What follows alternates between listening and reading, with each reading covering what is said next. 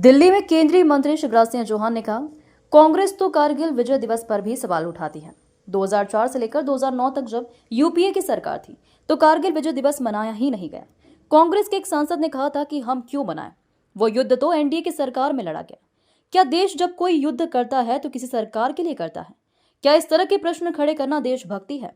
Operation सिंदूर पर भी सवाल खड़े करने का पाप कांग्रेस कर रही है। ये प्रधानमंत्री का विरोध करते करते देश का विरोध करने लगे। वो पाकिस्तान की भाषा बोलते हैं, लेकिन हम अपने सैनिकों के शौर्य के सामने नतमस्तक हैं। उस शानदार विजय में जो भागीदार थे उन सबको मैं प्रणाम करता हूं। भारत मां का मान बढ़ाया,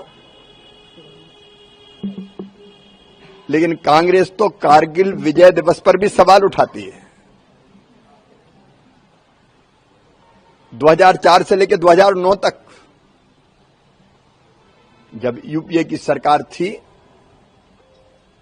तो कारगिल विजय दिवस मनाया ही नहीं गया। यहां तक कि कांग्रेस के एक सांसद ने कहा था हम क्यों मनाएं, वो युद्ध तो एनडीए की सरकार में लड़ा गया।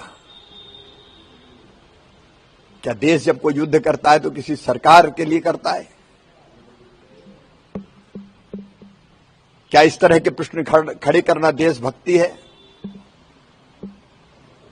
और केवल कारगिल पे नहीं, ऑपरेशन सिंदूर पर भी सवाल खड़े करने का पाप कांग्रेस कर रही है। इनको आनंद इसमें है कि अपना कोई नुकसान हुआ क्या।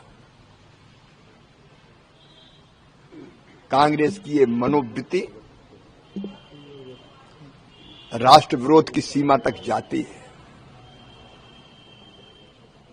प्रधानमंत्री जी का विरोध करते करते देश के ही विरोध करने लगे। पाकिस्तान की भाषा बोलते हैं। पाकिस्तान इनके बयानों को पूरी दुनिया में उदाहरण देकर बताता है, लेकिन हम तो अपने सैनिकों के शौर्य के सामने नतमस्तक है। उनको बारंबार उनका अभिनंदन।